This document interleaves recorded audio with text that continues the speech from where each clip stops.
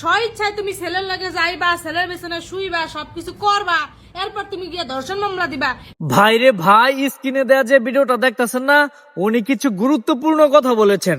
কথাগুলো অবশ্যই মনোযোগ দিয়ে শুনে যাবেন এবং ভিডিওটাকে শেয়ার দিয়ে অন্যকে দেখার সুযোগ করে দিবেন। আগে ওনার কথাগুলো শুনেন, খুবই গুরুত্বপূর্ণ কথা।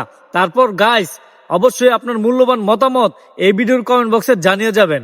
আগে ওনার কথাগুলো শুনেন। ধর্ষণ কারে বলে? আমি আমি এই বিষয়ে কথা বলতে চাই নাই, বাট বর্তমান বাংলাদেশের প্রেক্ষাপটে আমার কিছু বলারই লাগলো। আমার প্রচুর রাগ হচ্ছে। ধর্ষণ কারে বলে? যেটা মেয়েরে তুলে নিয়ে গিয়ে ধর্ষণ করে মাইরে ফেলে বা ছেড়ে দেয়, এইটা ধর্ষণ বলে। স্বইচ্ছায় তুমি ছেলের লাগে যাইবা, ছেলের পেছনে শুইবা, সবকিছু করবা, এরপর তুমি গিয়ে ধর্ষণ মামলা দিবা, এটা কোন ধরনের আইন? আমি আমি আমি আমার অডিয়েন্সে প্রায় সবাই কইতেছি, এইসব মেয়েদের ও ছেলে মানে মেয়ে মানুষ যদি আগাই দেয়, ছেলে মানুষ নিতে সমস্যা কি?